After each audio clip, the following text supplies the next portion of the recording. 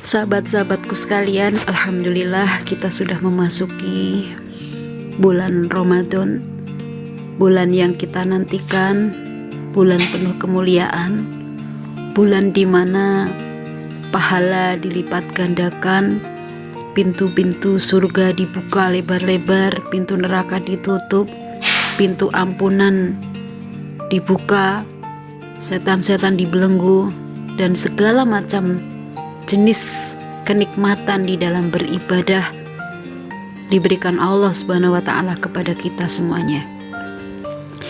Sahabat sekalian, dalam surat Al-Baqarah ayat 183 disebutkan secara gamblang di sana, ya ayyuhalladzina amanu kutiba alaikumusiyam kama kutiba alal ladzina min qablikum la'allakum tattaqun. Ada satu hal yang menarik jika ayat tersebut kita bahas dalam perspektif manajemen, ya, khususnya adalah manajemen operasional, di mana di dalam manajemen operasional kita mengenal satu kaidah yang sering sekali kita bahas, yaitu tentang input, output, dan proses. Nah, jadi input itu bahan baku, ya. Kemudian output itu hasil keluaran, proses itu adalah sesuatu yang mengubah input itu menjadi output. Misalkan tuh kalau kita bikin tahu, ya, inputnya adalah kedelai, kemudian prosesnya ya bagaimana kedelai itu kita rebus, ya, kemudian digiling melalui mesin, ya, kemudian berubah menjadi tahu. Tahu itu outputnya. Output yang berkualitas itu akan tergantung dari dua hal. Yang pertama adalah inputnya harus berkualitas juga, dan prosesnya juga harus baik. Di dalam surat Al-Baqarah ayat 183 disebutkan ya ayyuhalladzina amanu. Nah, jadi disebut di situ yang diseru adalah orang-orang mukmin. Maka orang-orang mukmin itu ibaratnya adalah input. Kemudian orang-orang mukmin itu disuruh apa? Disuruh menjalani sebuah proses yang disebut dengan siyam, puasa, ya. Dan nanti output dari puasa itu adalah orang-orang yang bertakwa, ya. Jadi di situ ada mukmin, ada siyam, ada mutakin. Jadi mukmin diseru untuk melakukan satu proses yang disebut sebagai siyam, dan outputnya yang diharapkan adalah mutakin. Jadi tolok ukur keberhasilan di dalam siyam itu sebenarnya adalah apakah sudah terbentuk karakter-karakter mutakin di dalam diri kita. Nah, sekarang coba kita bahas karakter mutakin itu seperti apa. Di dalam surat Ali Imran ayat 134 disebutkan orang-orang mutakin itu adalah alladzina, yaitu orang-orang yang pertama disebutkan di situ dia orang yang berinfak di dalam keadaan lapang maupun sempit. Alladzina yunfikuna fis-sarra'i wadh-dharra. Ya, jadi kebanyakan dari kita itu berinfak itu ketika lapang, ya, ketika dapat bonus banyak, ketika dompetnya lagi tebel, ketika lagi tanggal muda, ya. Kalau kita lagi banyak duit kemudian kita berinfak, itu berarti kita masih menjadi mukmin. Nah, mutakin di dalam ayat tersebut dicirikan sebagai orang yang dia mengeluarkan infaknya, mengeluarkan sedekahnya itu gak cuma dalam keadaan lapang saja, tetapi juga dalam keadaan sempit. Jadi meskipun duitnya itu mungkin tinggal 2 lembar di dalam dompet, ya, tinggal 10.000 misalkan, 2 lembar 5.000-an, dia itu tetap mengeluarkan yang 5.000 separohnya untuk kebaikan, gitu, ya. Nah, jadi dalam keadaan berat pun dia akan tetap mencoba untuk melakukan hal yang terbaik yang dipersembahkan kepada agamanya. Nah, itu, ya, orang mutakin. Kemudian disebutkan di ayat tersebut, orang-orang muttaqin itu adalah orang yang wal kadhiminal ghaid. Dia itu mampu menahan amarahnya, menahan emosi-emosi negatifnya, mengendalikan emosi-emosi negatifnya.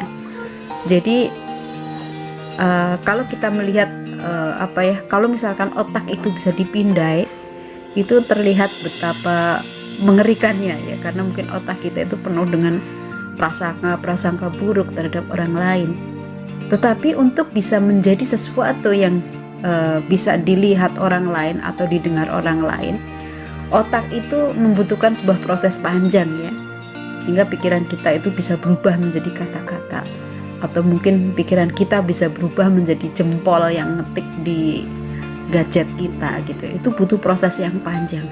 Tetapi pada orang-orang yang tidak mampu mengendalikan emosinya, mengendalikan pikirannya, maka isi kepalanya itu akan langsung masuk tanpa proses dan keluar dari mulutnya dalam bentuk kata-kata yang ketus gitu ya, amarah-amarah yang tidak terkontrol, kemudian mungkin umpatan-umpatan di media sosial dan sebagainya. Nah, orang muttaqin itu dia itu bisa mengendalikan pikiran. Orang muttaqin itu bukan berarti dia terbebas dari pikiran-pikiran negatif. Namanya pikiran negatif kan susah ya untuk dihindarkan gitu. Tetapi dia itu bisa mengelola pikirannya ya.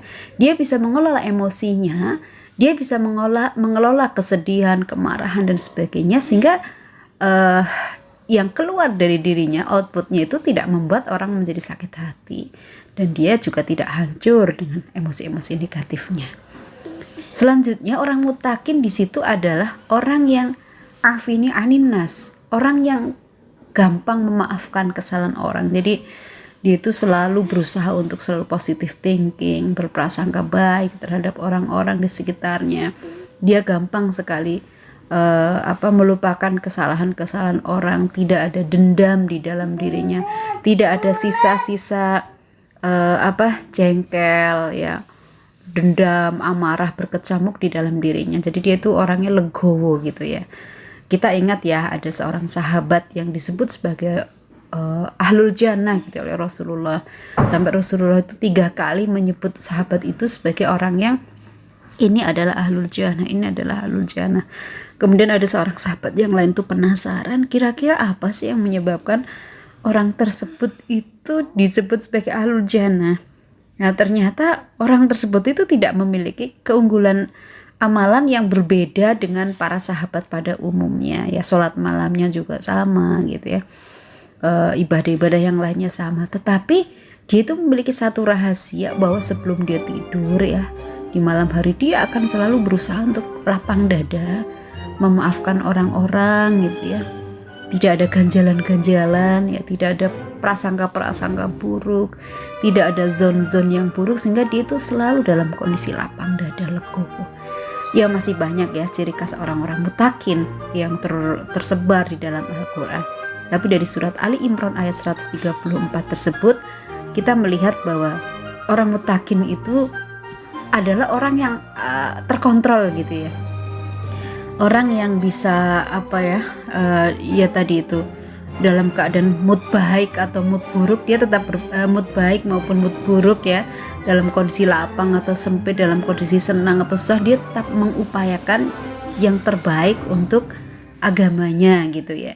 Kemudian dia juga terkendali secara emosi, dan dia itu sangat mudah untuk berpositif thinking ya, memaafkan kesalahan-kesalahan orang lain.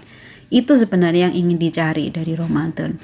Jadi proses siam itu akan mengubah orang-orang mukmin, orang-orang yang sudah memiliki kepercayaan ya, sudah memiliki iman yang mendalam, untuk bisa lebih meresapi kembali, menjadikan ibadah-ibadahnya itu memiliki efek terhadap jiwanya, terhadap kebersihan hatinya, terhadap kekuatan kekuatan ruhiyahnya. Selamat menjalankan ibadah puasa Ramadan. Semoga teman-teman sekalian senantiasa dalam perlindungan Allah Subhanahu wa taala. Sekian, assalamualaikum warahmatullahi wabarakatuh.